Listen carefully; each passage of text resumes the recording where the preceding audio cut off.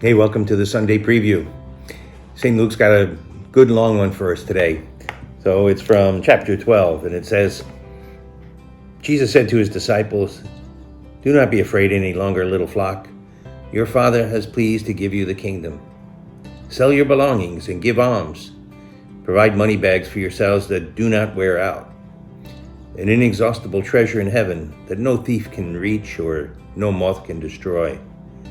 For where your treasure is, there also your heart will be. Gird your loins and light your lamps. Be like servants who await their master's return from a wedding, ready to open immediately when he comes and knocks. Blessed are those servants whom the master finds vigilant on his arrival.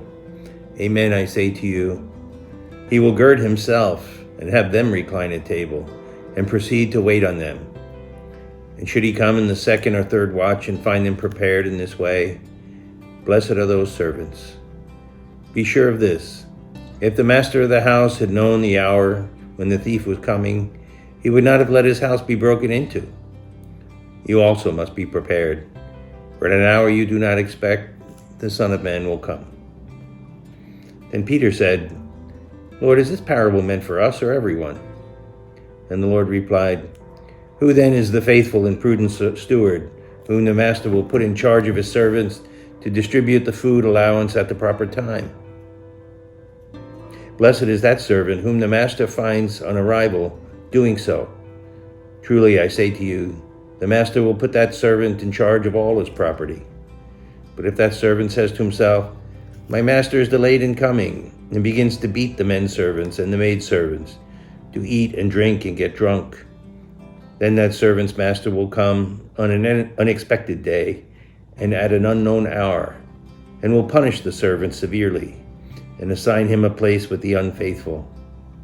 That servant, who knew the master's will but did not make preparations nor act in accord with his will be beaten severely, and the servant who was ignorant of his master's will but acted in a way deserving of a severe beating will be beaten only lightly.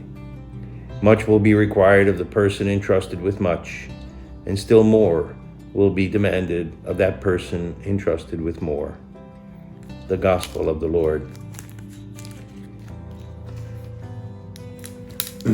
Last night I was at a wake for a woman who died, and she had 4 daughters, and they were all going on and on about what a full life their mother had.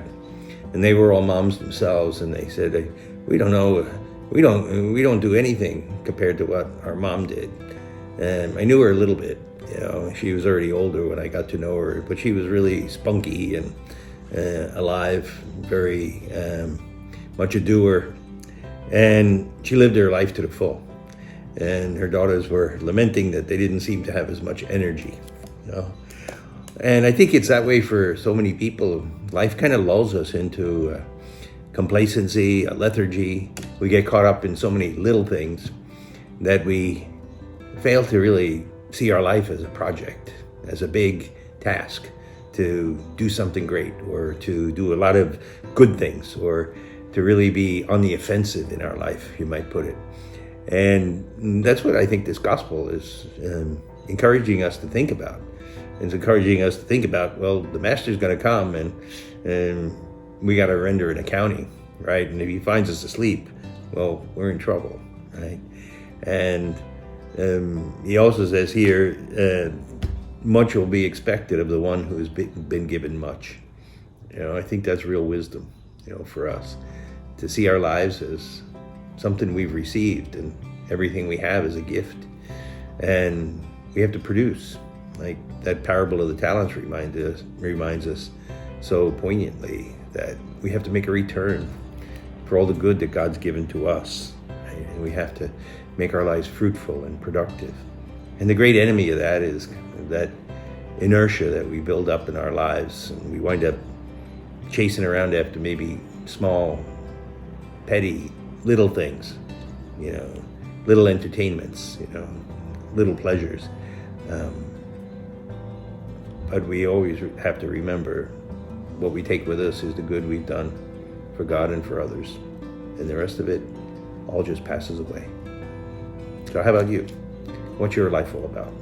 What's your project?